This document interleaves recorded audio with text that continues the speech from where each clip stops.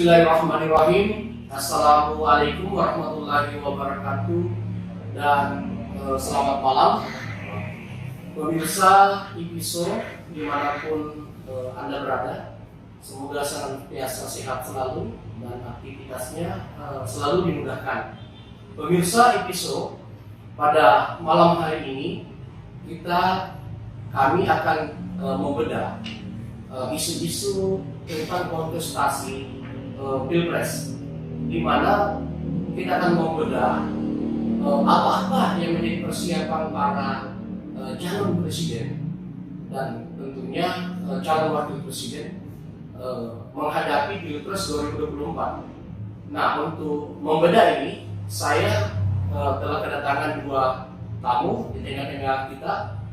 Beliau adalah Bapak Dr. Lukman Irwan, pengamat politik pemerintahan dari Unhas. Assalamualaikum. Selamat malam Pak Dr. Irwan. Selamat malam. Ya, izin Mas. Dan di sebelah kiri saya Bapak Dr. Alam Tauhid Syukur, pengamat kebijakan publik dari LAN. Assalamualaikum. Selamat malam Pak Dokter. Sehat semua Pak Dokter? Alhamdulillah. Pemirsa IPISO, wacana Pilpres ini sudah sangat hangat. Walaupun sebenarnya masih jauh, masih lama, masih 2024, tetapi gaungnya ini sudah sangat kencang dan hampir di semua kota menjadi perbincangan. Nah, pemirsa IPISO, pada malam hari ini saya ingin membedah bersama dua pakar. Saya mulai mungkin dari Pak Dr. Lukman Irwan. Pak Dr. Lukman Irwan, menurut Pak Dokter, dari beberapa nama-nama yang sudah bermunculan namanya, baik itu dimunculkan oleh lembaga riset maupun dimunculkan oleh partai-partai politik ataupun dimunculkan para relawan-relawan mereka. Sebut saja yang paling populer sering dibicarakan dan namanya sering muncul di setiap lembaga-lembaga survei yang merilis, dan dari sekian banyak nama-nama ini ada beberapa nama-nama yang sangat populer, bahkan mendapatkan dukungan elektoral yang cukup signifikan hingga bulan ini. Sebutlah beberapa nama yang mungkin Pak Dr. Irwan juga, Pak Dr. Lukman juga sering membacanya di media. Ada Bapak Prabowo Subianto, ada Bapak Ganjar Pranowo, ada Bapak Anies Baswedan, ada Ibu Puan Maharani, ada Bapak Erlangga, dan ada Bapak Sandiaga Uno. Itu dari Pulau Jawa. Bahkan dari kawasan Indonesia Timur pun sudah bermunculan beberapa nama, Pak Dokter.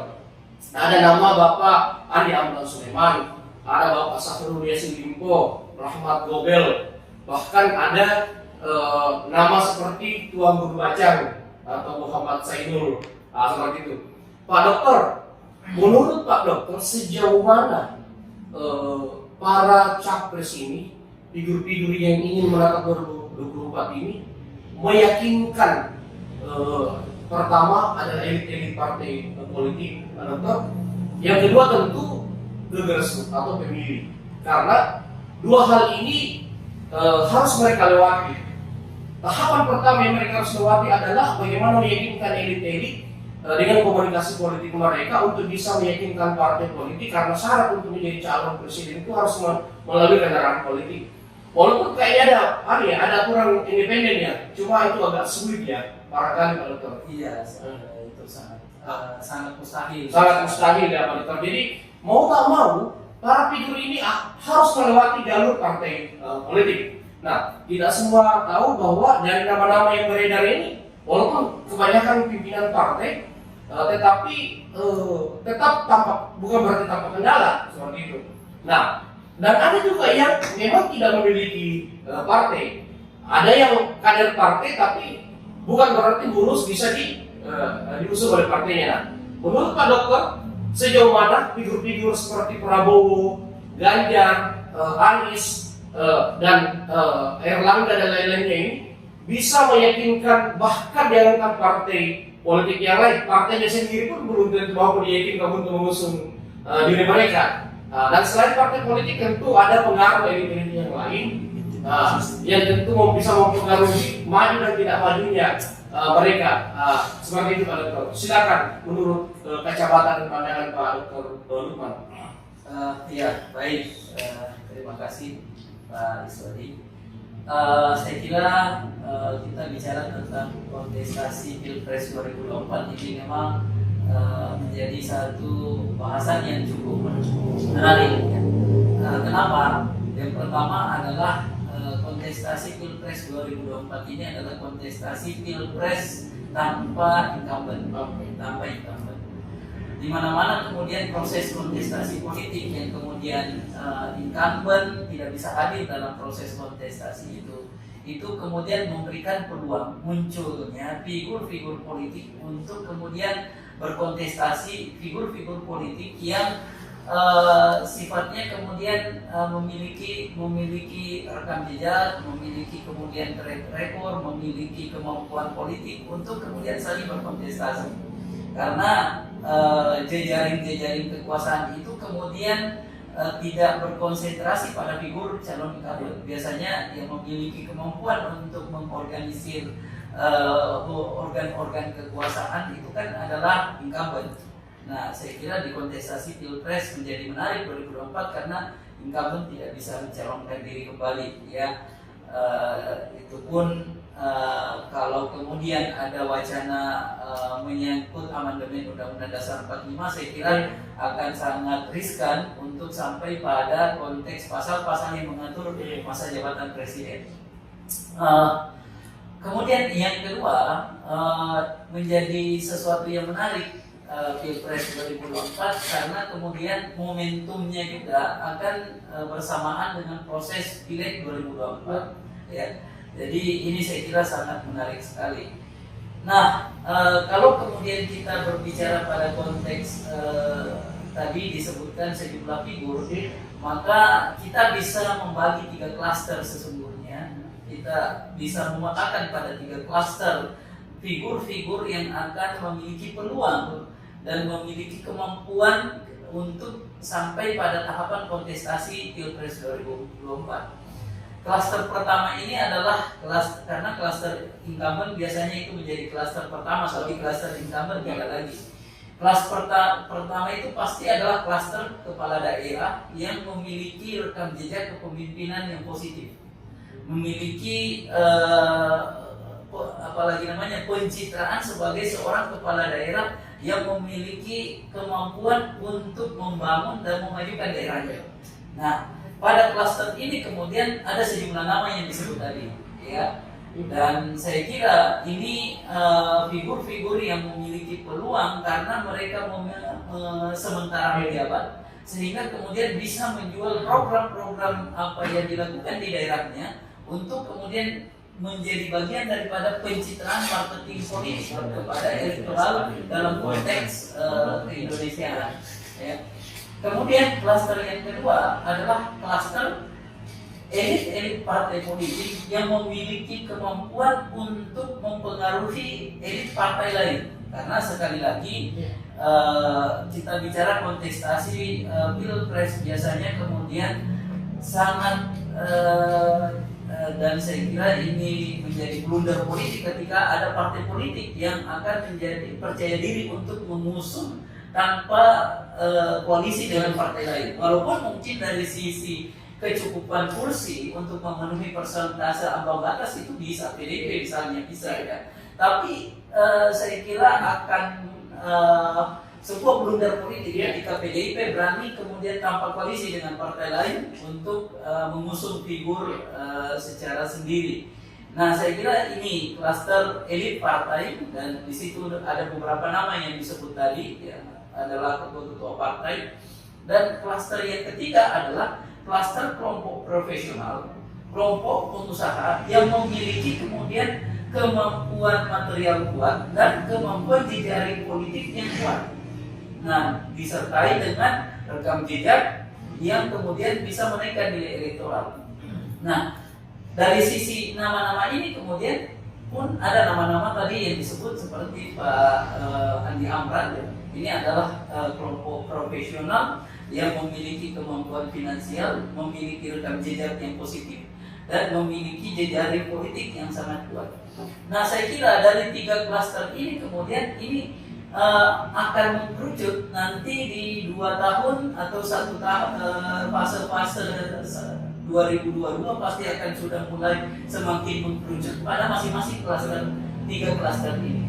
Jadi kalau melihat pada kontestasi yang akan dilakukan di Februari, rencananya Februari 2024, maka saya justru kemudian akan melihat pada konteks ini yang punya kemampuan, yang punya kemudian nilai elektoral yang kuat itu dan menjual secara marketing itu adalah figur kepala daerah. Figur kepala daerah yang memiliki rekam jejak yang sangat positif, yang memiliki kemudian hal-hal wow yang bisa kemudian menjadi daya tarik secara elektoral.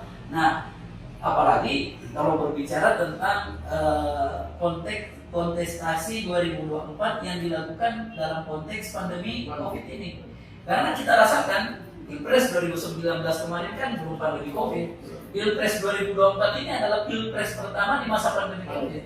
Dan di sini justru kemudian akan menemukan momentumnya adalah kelompok profesional.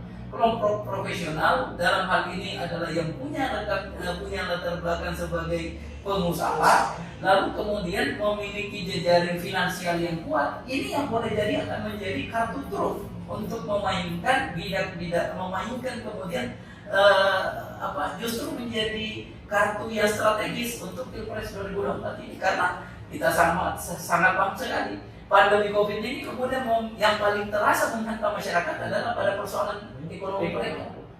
Nah, itu saya kira. Iya, sangat menarik pemaparan Pak Dr. Lukman Iwan. Beliau tadi memberikan gambaran kasar, ada 2 Pak Dr. ya. Pertama adalah saya pikir calon presiden dari latar belakang kepala daerah ini akan memiliki sangat peluang besar ya, karena dia memiliki rekam jejak kepemimpinan yang bisa menjadi modal dia untuk maju. Tentunya landasan dari situ menjadi modal popularitas dan akseptabilitas ya. Kemudian kelompok profesional yang memiliki kapital ekonomi yang kuat, karena harus diakui bahwa citra ya, tanpa kapital ekonomi kan itu juga cukup berat ya Pak. Baik, kita ke Pak Dr. Alam Tauhid Syukur. Pak Dokter, bagaimana Pak Dokter sebagai pakar kebijakan publik melihat kompetensi para figur-figur yang saya sebutkan tadi?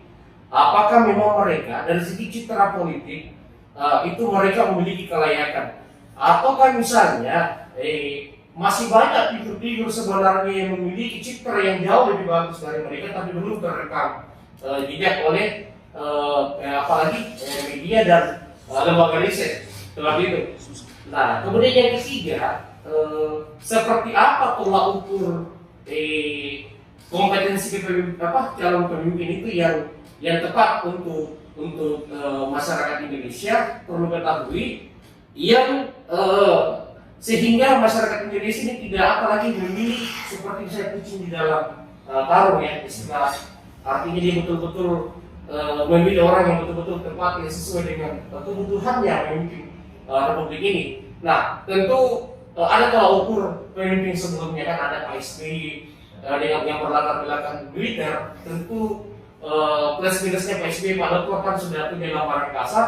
Ada Pak Jokowi yang sudah berada pada periode kedua ini.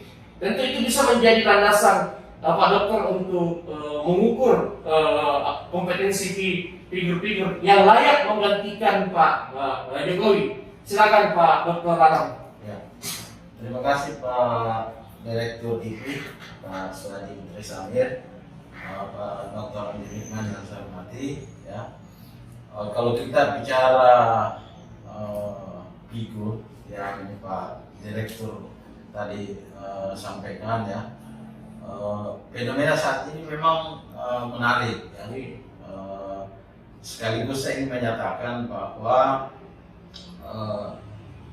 sistem terbuka sekarang itu sangat nampak yang dipengaruhi oleh lingkungan strategis yang ada ya. Jadi memang kita tidak bisa melihat dari kacamata kita sendiri, ya saya bisa pastikan begini, sebagaimana yang diungkapkan oleh Pak Dr. Andi Lukman tadi, ya, Pak Presiden kita itu Pak Jokowi sekarang bukan ketua partai, ya, berangkat dari bawah beliau, ya, beliau profesional pengusaha, lalu menjadi wali kota Solo, jadi gubernur DKI Jakarta, malah beliau tidak selesai periodenya, melihat momentum politik dan kepemimpinan ini masuk, beliau jadi Presiden Republik Indonesia, ya, yang ini sekarang 2 periode. Nah, fenomena ini yang muncul sekarang karena rekrutmen kepemimpinan di partai politik itu juga menurut saya ini sudah sangat terbuka. Ya, jadi sebagaimana diungkapkan tadi oleh Pak Dr. Andi Lukman, ya tidak menurut bukan jaminan, bukan garansi kalau dia ketua partai lalu kemudian dia ya menjadi calon pimpinan dari partainya untuk diusung, ya, bukan. Nah, survei misalnya, mengapa Pak Jokowi, ya, kita bisa lihat sekarang, kita bisa menilai dari proses rekrutmen kepemimpinan, dan di proses rekrutmen kepemimpinan itu adalah kinerja kepemimpinan yang kita lihat. Ya, kita sekarang di Jawa misalnya, ya, gubernur di Jawa ini gubernur yang bukan ketua partai. Pak Anies Baswedan bukan ketua partai, Pak Ridwan Kamil bukan ketua partai, Pak Ganjar Pranowo bukan ketua partai, Ibu Hovifa Indar Parawansa bukan ketua partai. Di Sulawesi Selatan kemarin kan Prof. bukan ketua partai, ya. Nah, tapi proses rekrutmen kepemimpinannya itu teruji lewat kinerja kepemimpinannya. Indikator utamanya menurut saya adalah kepemimpinan perubahan. Jadi bukan persoalan murni profesionalisme, ya, karena menurut saya semua pemimpin di tingkat dari bupati, wali kota kemudian naik menjadi gubernur, misalnya Pak Ridwan Kamil, ya, Pak Ridwan Kamil ini berangkatnya dari wali kota Bandung, kemudian gubernur Jawa Barat. Itu talentanya bukan di kepemimpinan politik semata, tapi beliau dari insinyur, profesi insinyur, ya, lalu kemudian kehebatan tata kotanya, maju menjadi pemimpin daerah Kota Bandung, berhasil, dinilai sebagai sebuah inovasi yang sangat luar biasa, ini kesempatan sekarang menjadi gubernur. Nah, mengapa tidak untuk rekrutmen politik yang penting kita pada sistem politik sistem kepartaian kita kan pada intinya juga adalah untuk rekrutmen politik. Pak Anies Baswedan, ya, kita lihat latar belakangnya dari beliau rektor Paramadina, kemudian beliau jadi menteri, jadi gubernur. Pak Ganjar Pranowo luar biasa latar belakangnya beliau, ya. Jadi menurut saya untuk menjadi pemimpin hari ini harus multitalenta, ya, dan dari nama-nama yang ada sangat luar biasa, termasuk misalnya kalau kita ingin melihat figur-figur dari Indonesia Timur. Ya, ada Pak Syahrul Yassin Limpo yang hari ini tentu kita melihat, ya, ini kan suksesor beliau, ini suksesornya Pak Andi Amran Sulaiman, ya. Ada Pak Andi Amran Sulaiman berangkatnya dari pegawai negeri sipil, lalu kemudian beliau jadi pegawai BUMN, lalu beliau jadi pengusaha, dan dari pengusaha beliau menjadi profesional. Kemudian masuk menjadi menteri. Ini kan tidak sebuah loncatan yang butuh kepemimpinan perubahan. Istilahnya sekarang ini kepemimpinan perubahan, Pak Direktur, ya. Nah, kepemimpinan perubahan ini indikator utamanya adalah pada inovasi, ya. Hampir semua ini gubernur yang saya sebut tadi, termasuk Pak Andi Amran Sulaiman, misalnya Pak Syahrul Yassin Limpo, adalah orang-orang yang oleh rakyatnya itu dinilai memiliki kepemimpinan inovatif dan sangat luar biasa, ya. Nah, tentu dengan kinerja kepemimpinan itu yang juga sangat luar biasa. Ya. Nah, Pak Dr. sambil dilanjutkan, saya ingin mengatakan bahwa keterpilihan elektoral pada beberapa figur ini sangat ditopang oleh kompetensi kefigurannya, ya. Ya. Nah, misalnya Prabowo tertinggi, tiga besar kan Ganjar, ya, itu sangat ditopang oleh kompetensi kefigurannya. Ya, saya kira kompetensi kefiguran dan kinerja kepemimpinan selama ini. Bahkan kan kalau misalnya kita katakanlah semua tokoh-tokoh yang disebut tadi ini kan sebenarnya tokoh tengah, ya. Pak Ganjar, Pak Ridwan Kamil, ya, Pak Anies Baswedan, ya, bukan tokoh nasional, nanti di kepemimpinan nasional ya. Nah, terus ini loncatan-loncatan yang ditunjukkan beliau dengan kinerja kepemimpinan perubahan ini yang membuat dihitung betul oleh rakyat. Dan rakyat memiliki harapan untuk siapa di antara mereka yang mereka pilih, dan kemudian tinggal mereka ini membuktikan seperti apa ketika dia sudah berada di kontestasi di lingkup nasional, seperti katakanlah Pak Presiden kita hari ini. Itu kan sangat luar biasa. Ya, beda lagi kalau misalnya Pak Andi Amran Sulaiman, ya memang berangkat juga dari bawah kan. Ya, beliau bukan siapa-siapa beliau dulu ini. Ya, beliau yang saya sebut tadi, pegawai negeri sipil, tapi beliau mampu mengubah dirinya. Jadi sebenarnya menurut saya kepemimpinan itu kan dibentuk.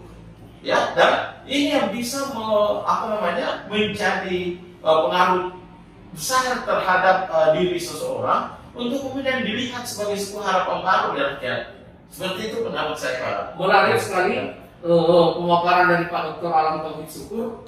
Pemirsa, itu semua kita lanjut ke Pak Dr.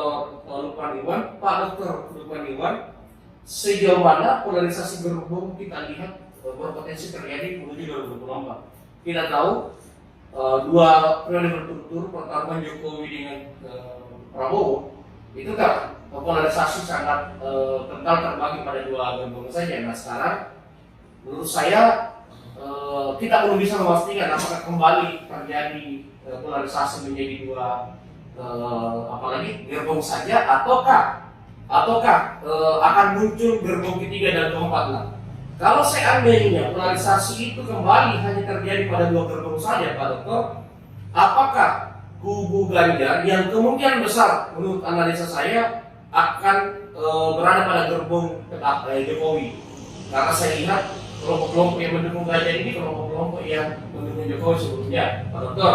Nah, yang menarik adalah bagaimana Prabowo dengan Anies ini memainkan polarisasi itu, karena mereka berasal dari sumber yang sama sejak dari awal, dari sumber oposisi.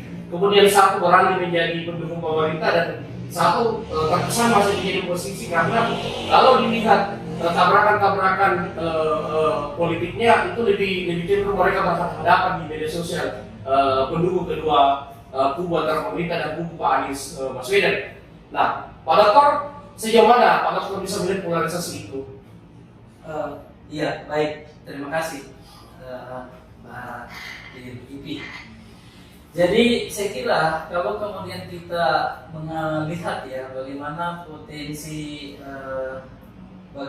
potensi kelompok yang akan kemudian berkontestasi untuk Pilpres 2024, maka kita akan melihat pada konteks yang pertama adalah bagaimana kemudian konfigurasi elit di tingkat partai politik itu sendiri. Di tingkat konfigurasi elit partai politik ini kemudian khususnya ya pada kelompok-kelompok partai koalisi pemerintah, ini pun kemudian kecenderungannya belum menjadi satu kelompok yang sifatnya kemudian ada kesepakatan figur yang akan kemudian menjadi penerus daripada Pak Jokowi ini.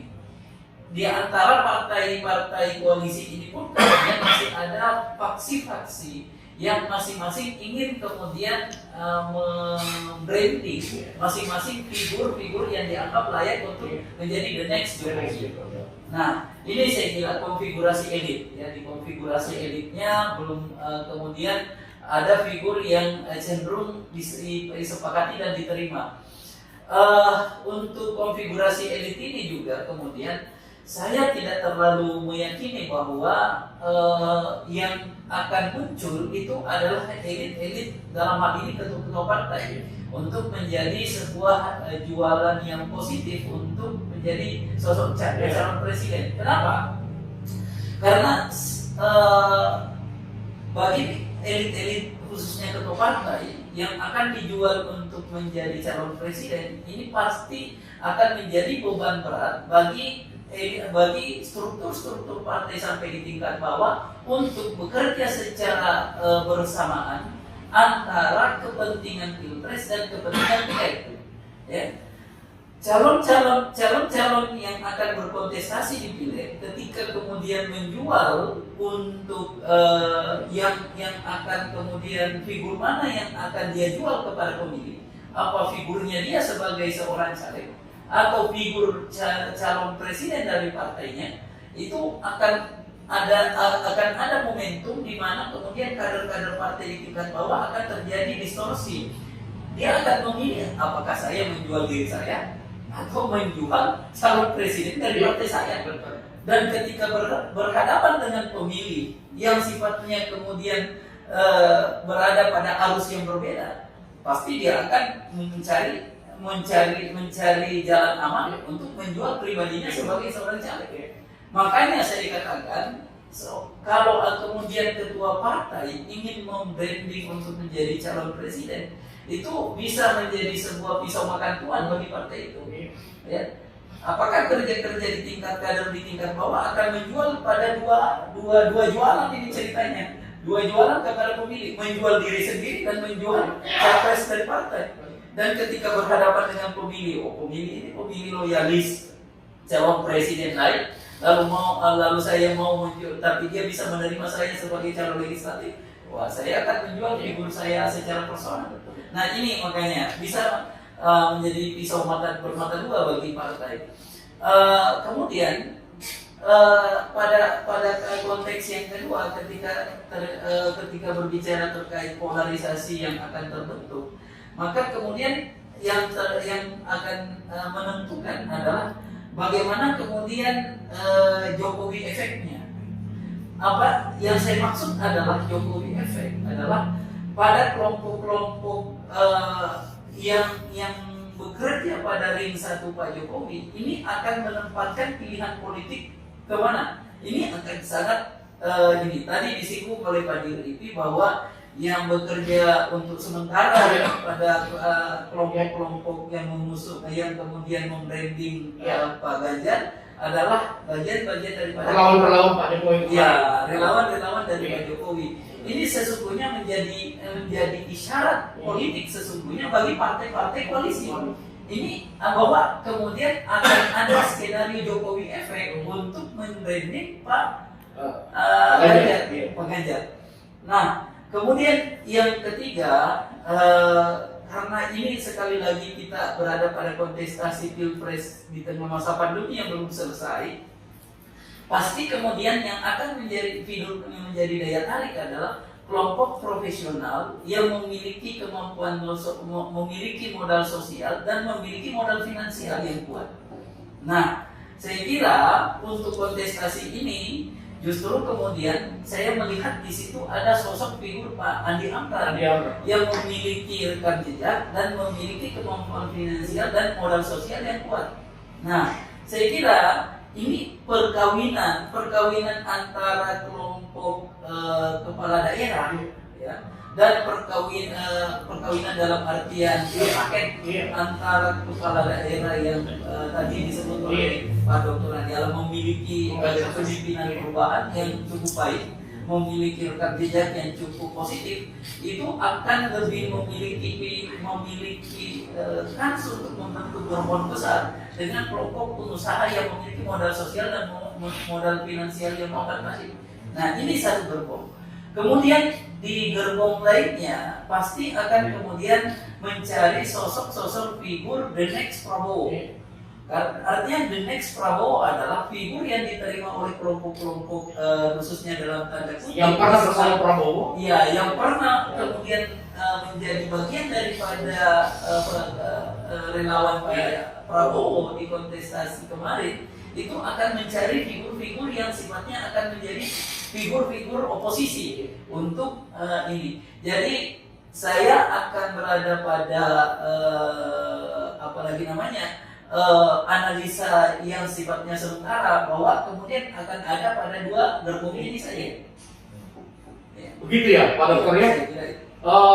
Lanjut Pak Dokter, sejauh mana kemampuan Anies dan AHY yang kalau kita lihat saat ini kedua figur ini dengan gerbongnya saat ini yang terlihat secara kasat mata yang masuk kategori kelompok oposisi, walaupun sebenarnya ada partai PKS di di antara kedua figur ini dan ada Demokrat di belakang AHY. Apakah besar kemungkinan polarisasi gerakan mereka bisa menyatukan kelompok-kelompok yang dalam tanda kutip kelompok oposisi? Mereka bisa bersatu dalam tanda kutip, Anies dengan AHY besar kemungkinan bisa bersatu. Dalam hal ini kelompok oposisi akan menyatukan mereka. Lanjut.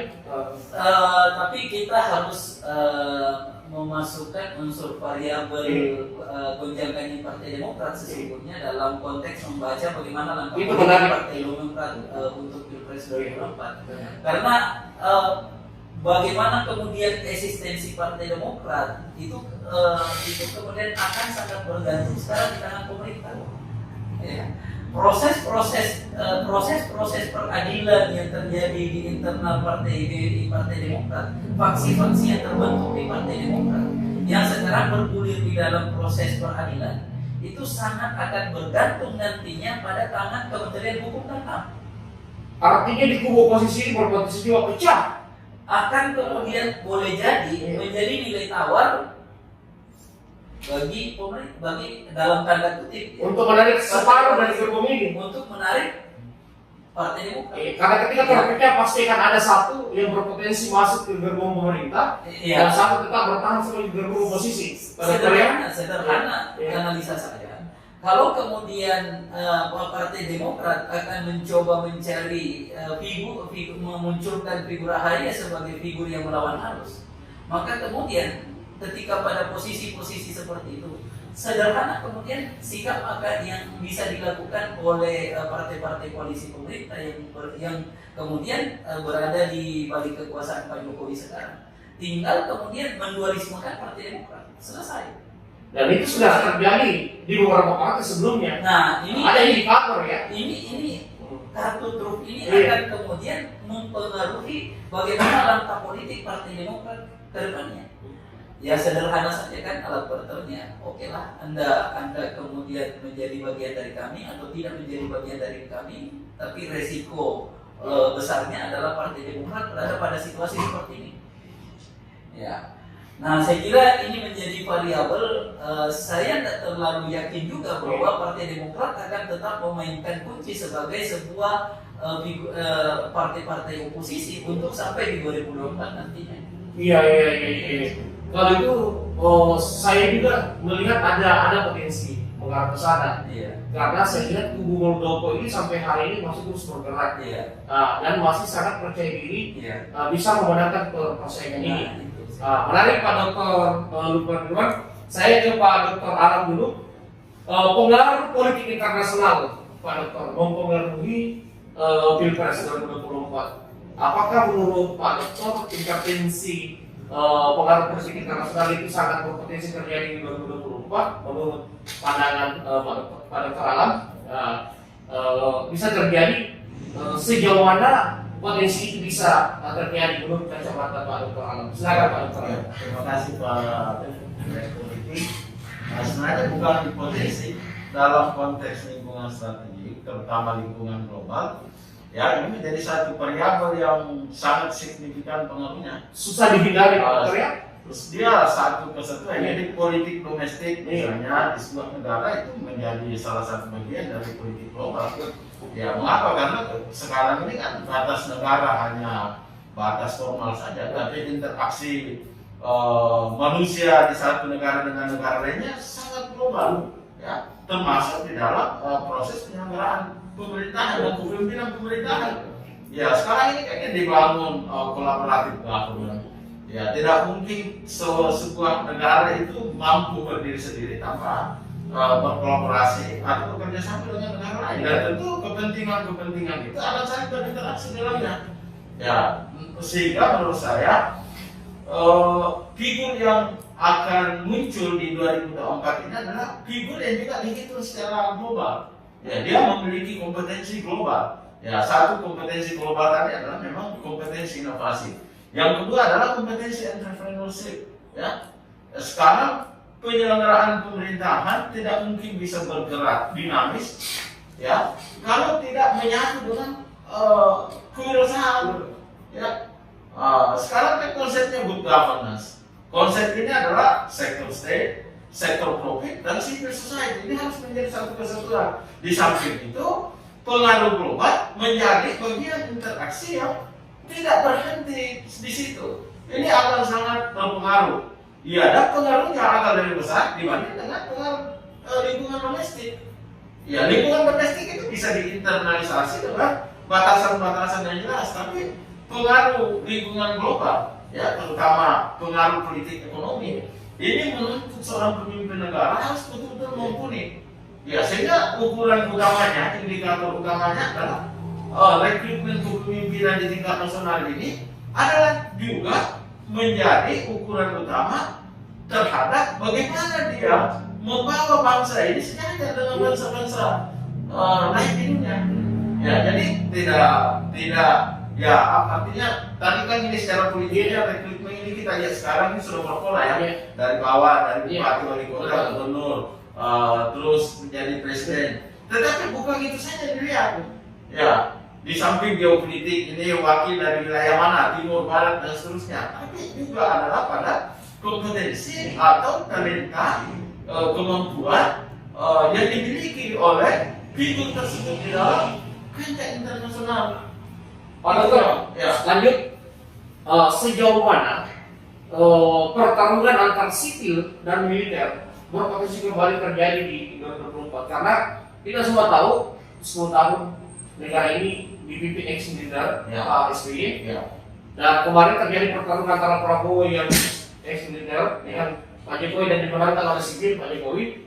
Nah, kalau Pak Prabowo kembali maju, maka kemungkinan besar dia akan mewakili kepala ex-militer dan sangat berpotensi kembali dia akan berhadapan dengan sipil. Karena saya lihat figur militer hanya Pak Prabowo yang ada pun AHY itu saya lihat kalau dalam survei beredar masih dalam kapasitas 02 yang mumpuni kan gitu. Artinya sangat sulit dia bisa tampil di kontestasi 01 mewakili kalangan militer. Seperti itu kan. Kalau di kalangan sipil kan sudah ada 2 yang mumpuni, ada Ganjar, ada Anies. Nah, saya lihat apakah masih besar efek pengaruhnya figur jualan politiknya figur berkalangan militer dengan sipil untuk jadi jualan politik ke efek elektoral menurut kacamata Pak Dr. Alam. Terima kasih Pak Direktur IP. Saya bukan ahli pengamat militer atau pengamat politik militer ya, tapi ini pendapat pribadi saya. Sekarang ini untuk seorang figur itu tidak bisa berdiri sendiri kompetensi elektoralnya. Ya, jadi dia akan menjadi sebuah gabungan kompetensi. Ya, jadi tidak Pak, misalnya katakanlah nanti Pak Prabowo maju sebagai calon presiden, itu tidak dilihat hanya sebagai kompetensi pribadi mantan militer atau militer. Dia akan dilihat kompetensi kepemimpinan partai politiknya. Boleh jadi dia akan dilihat kompetensi beliau sebagai seorang pengusaha, karena beliau juga adalah berlatar belakang pengusaha ya. Nah, gabungan kompetensi ini harus dihitung. Kalau berpresiden nggak mungkin. Apalagi di saat-saat sekarang ini kan reformasi nasional kita bergerak terus, dinamis terus. Reformasi di tubuh TNI Polri juga kan sudah jalan. Dan itu akan dilihat secara profesional. Ya, jadi ada ukuran-ukuran tersendiri secara militer, secara TNI Polri. Lalu kemudian bagaimana ketika seorang figur itu baik yang masih aktif misalnya lalu maju ataupun yang seperti Pak Prabowo atau Pak SBY dulu, itu memang betul akan punya pengaruh, tetapi tidak cukup ketika pengaruh itu hanya pada satu variabel itu. Ya, dia harus ditunjang oleh variabel-variabel lainnya dan variabel-variabel ini yang sangat menunjang. Ini kan kita bisa buktikan kemarin, ya karena juga kan ini pendapat pribadi saya, ini kan rekam jejak yang tidak bisa hilang ya. Ya, ada Pak SBY, ada Pak Prabowo, tapi prestasinya sangat luar biasa. Tapi rekam jejak juga ini menjadi isu-isu politik yang menarik. Ya, di samping kompetensi-kompetensi lainnya. Ya, jadi menurut saya secara pribadi kompetensi seorang figur yang berlatar belakang militer itu akan memiliki pengaruh. Tapi menurut saya itu tidak akan cukup signifikan kalau hanya kompetensi itu saja. Pasti di figur itu memiliki kompetensi lain seperti yang saya katakan tadi. Sama misalnya kalau misalnya sipil, sipil ini kan Pak katakanlah 02 ya, kita misalnya di Indonesia Timur ini ada 02 calonnya Pak Gobel, Pak SCN, Pak Andi Amran Sulaiman. Pak Andi Amran Sulaiman ini sipil dari bawah malah beliau, dari PNS, dari menjadi pegawai BUMN, jadi pengusaha. Lalu beliau masuk di kancah kepemimpinan nasional, Menteri Pertanian. Itu kan pengaruhnya bukan lagi satu, bukan lagi sipilnya yang dilihat bahwa ini dari seorang birokrat, tetapi akumulasi kompetensi yang dimiliki oleh figur Andi Amran Sulaiman ini. Sama juga seperti Pak SCN misalnya sekarang ini jadi Menteri Pertanian sekarang. Seperti itu menurut saya Pak Direktur. Terima kasih Pak Dr. Alam. Terakhir sekaligus juga mungkin penutup bagi Pak Dr. Lukman dan Pak Dr. Alam, potensi peta koalisi secara geopolitik tentunya sudah melalui kajian kompetensi dan lain-lain. Apakah potensi peta koalisi atau antara capres dan cawapres itu akan terjadi perubahan? Dalam arti kata, kalau dulu seperti misalnya kita tahu Pak Jokowi menggandeng figur dari Timur awalnya kan, kemudian di periode kedua dia kembali menggandeng tokoh dari Jawa. Artinya apakah potensi Jawa mengambil Indonesia Timur akan kembali terjadi menurut kacamata Pak Dokter berdua, atau ada kemungkinan pola baru atau peta koalisi baru yang mungkin bisa terjadi? Silakan Pak Dokter Lukman dulu sekaligus menutup. Ya, terima kasih banyak Pak Diri. Jadi dalam sejarah kontestasi pilpres kita kemudian, pada kontestasi pilpres yang kemudian tanpa mempertemukan incumbent, maka kemudian untuk menaikkan nilai elektoral figur-figur yang akan berkontestasi, maka peta geopolitik kewilayahan itu tetap memainkan kemudian menjadi isu penting yang harus menjadi bagian pertimbangan preferensi bagi para setiap kandidat untuk menaikkan nilai elektoral mereka. Kita akan melihat bahwa ketika pertama kemudian Pak SBY menggandeng luar Jawa, demikian pula Ibu Mega di periode pertama menggandeng luar Jawa, bahwa seperti kemudian Pak SBY dan Pak Jokowi nanti kemudian memiliki kepercayaan diri secara politik untuk menggandeng figur di luar Pulau Jawa ketika masuk pada kontestasi periode kedua, bahwa Pak SBY menggandeng Pak Budiono, lalu kemudian Pak Jokowi menggandeng Pak Kiai Haji Maruf. Nah, ini artinya pada kontestasi 2024 tanpa incumbent, maka menjadi penting bahwa incumbent menjadi penting figur kepala daerah untuk menggunakan preferensi geopolitik kewilayahan kita. Bahwa misalnya kontestan yang kemudian memiliki nilai politik dan kemampuan jejaring politik untuk menguasai struktur partai dan juga kemudian menguasai modal finansial, itu kemudian dari figur Pulau Jawa, maka kemudian figur-figur yang dari luar Pulau Jawa harus menjadi kartu truf yang bisa menaikkan nilai elektoral ini. Saya kira itu. Terima kasih Pak Dr. Lukman. Terakhir Pak Dr. Alam. Ya, saya sependapat dengan Pak Dr. Andi Lukman sama ya. Ini kan tidak ada incumbent, semuanya jalan. Ya, pola ini saya kira sama akan terbentuk pola waktu Pak SBY periode pertama dan Pak Joko Widodo periode pertama juga. Ya, walaupun figurnya sama-sama Pak JK ya. Ya, dan saya secara pribadi menilai ini figur Jawa dan luar Jawa itu adalah Indonesia Timur menurut saya. Kita sudah sangat aktual. Ada beberapa tokoh figur dari Indonesia Timur. Ya memang tiga ini yang muncul, Pak Andi Amran Sulaiman, Pak Sahrul Yassin Limpo dengan Pak Gobel, satu lagi Pak Gobel, ya Rahmat Gobel misalnya.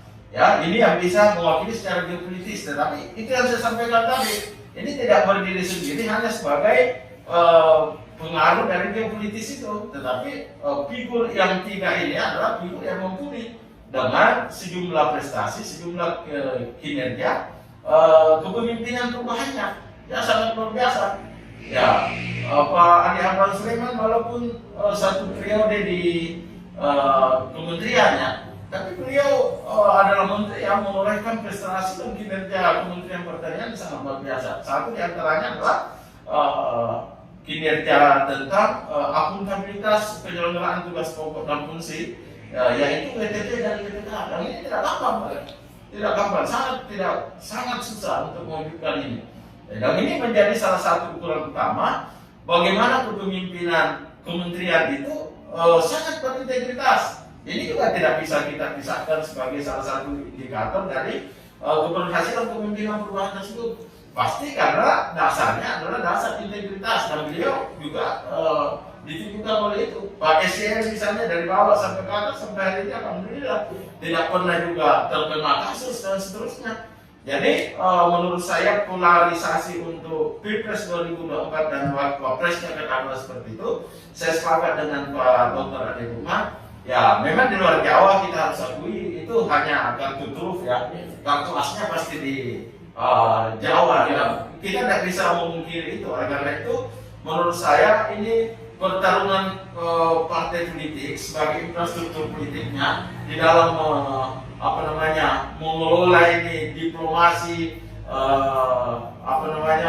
perseteruan pertarungan para figur yang ada untuk kemudian dimajukan adalah pada Jawa dan non-Jawa, dan terutama menurut saya untuk hari 2024 adalah pasti figur Indonesia Timur.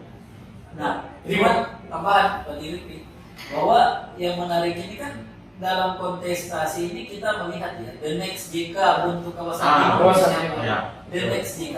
Kita kalau membaca figur JK ini kan membaca sebagai figur politisi pengusaha, ya. Nah, apakah kemudian figur-figur Indonesia Timur yang politisi pengusaha ini kemudian ini, dan saya kira di situ kemudian akan muncul nama-nama figur yang berlatar politisi pengusaha, ya, yang memiliki kemudian peluang untuk menjadi the next JK. Dan siapa yang menggandeng tokoh Makassar itu yang akan memenangkan Pilpres. Ya. Itu sudah terbukti. Menarik sekali. Masih ada ya? Pada yang terakhir, saya sambung lagi ulasan Pak Dr. Nurman. Spirit zamannya ya. Sejarah Indonesia Timur terutama Sulawesi Selatan itu sudah dibuktikan. Orde Lama, Soekarno, kepemimpinan Pak Lima Yusuf ya. Itu karakter tersendiri yang menunjukkan bagaimana orang Indonesia Timur terutama Sulawesi Selatan ini lahir menjadi seorang pemimpin nasional. Lalu kemudian Pak JK, ya saya kira di berikutnya ini ya antara tiga orang ini, ya Pak Andi Amran Sulaiman, Pak SCM dengan katakanlah Pak Rahmat Gobel, karena kita lihat juga beliau sangat sosialisasi ya. Ya di situ jual belinya nanti, ya pertarungannya.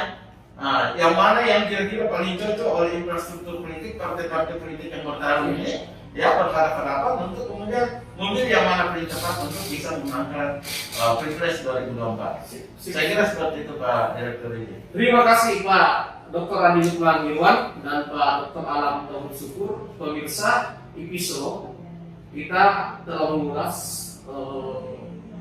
diskusi tentang Pilpres, di mana tadi kita mengulas tentang kemampuan komunikasi politik para capres dan juga mengulas kompetensi para capres menuju 2024. Dalam hal ini kedua pakar kita, Pak Dr. Andi Nurman Irwan, pakar politik pemerintahan dan Kemas, dan Bapak Dr. Alam Tauhid Syukur dari LAN, telah mengupas secara tuntas sesuai dengan kebutuhan tema kita pada malam hari ini. Sobat IPISO dimanapun berada, jangan pernah bosan menonton channel IPISO, dan kita akan berjumpa pada kesempatan berikutnya. Terima kasih. Assalamualaikum warahmatullahi wabarakatuh. Terima kasih pada saat. Untuk masyarakat. Alhamdulillah.